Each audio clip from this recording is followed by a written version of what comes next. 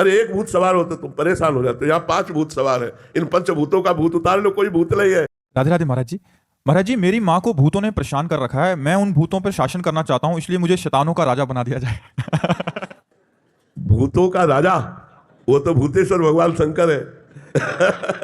भूतेश्वर भगवान शंकर, भूतों के ईश्वर, भूतों पर शासन करने वाले भगवान शंकर है। तो मां पर भूत सवार है, हमारे तो 5 भूत सवार है। पंचभूत नहीं है, पंचभूत नहीं है। अरे एक भूत सवार हो तो तुम परेशान हो जाते हो, यहाँ 5 भूत सवार है, इन पंचभूतों का भूत उतार लो, कोई भूत नहीं है। भूत कभी पंचभूतों को धारण करने वाला नहीं होता।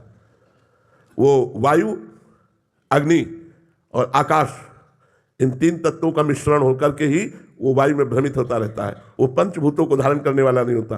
वो कभी कोई रूप कुछ क्षण के लिए, जैसे गोकर्ण जी के सामने कभी भेड़ा बना, कभी अग्नि बना, कभी देवता बना, कभी ऐसे विभिन्न रूप अधोगति को प्राप्त हुआ जीव कुछ क्षण के लिए धारण, और वो उनके सामने प्रकट होता है जो महात्मा होते हैं, क्योंकि वो अपना उद्धार चाहता है।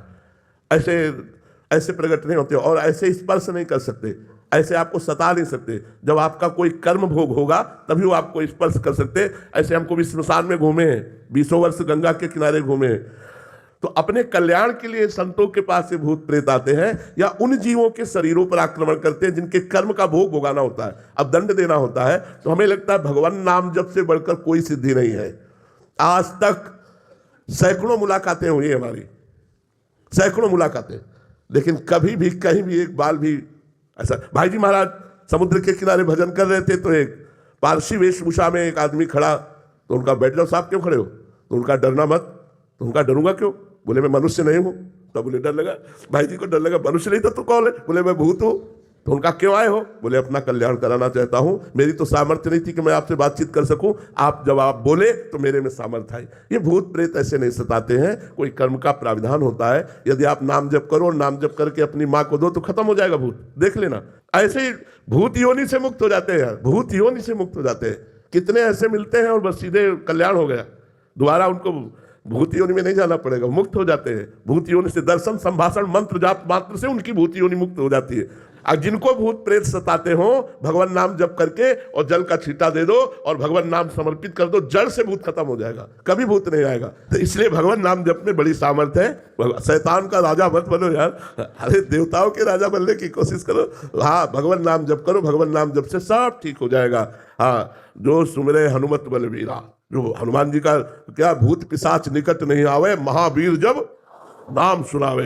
हाँ, तो सोचो जिनके सेवक का नाम लेने से इतनी महिमा है कि भूत पिशाच निकट नहीं आवे, महावीर जब नाम तो राम राम कहोगे तो क्या हो जाएगा? वो जड़ से मुक्त हो जाएगा, भूत योनि से ही मुक्त हो जाएगा। इसलिए कोई मत डरो, कभी भूत से डरना मत, वो तुम्हारा कुछ नहीं बिगाड़ सकता।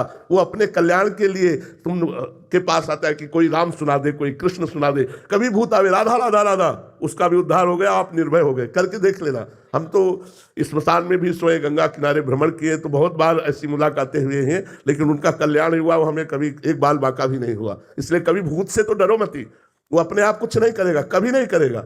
भूत योनि है, प्रेत योनि है, 84 लाख योनियों में है, लेकिन वो उसी को कष्ट देती है जो कर्म ऐसा बन गया, तो वो कर्म के अनुसार दंड देने के लिए भगवान उसे छूट दे देते। भूत को ऐसा थोड़ी वो किसी के भी ऊपर चढ़ जाए, जिसे भगवान इशारा कर देते उसी के ऊपर जाएगा, अन्यथा नहीं। तो नाम जप करके जिसको भूत आता हो उसको जल पिला दो, उसके ऊपर जल छिड़क दो, निश्चित भूत उतर जाएगा। पक्की बात मान लो, ये प्रयोग की हुई बात कह रहा हूं। तो ऐसा कर लो, और शैतान का राजा बनने की कोशिश मत करो भैया, भगवान के दास बनने की कोशिश करो।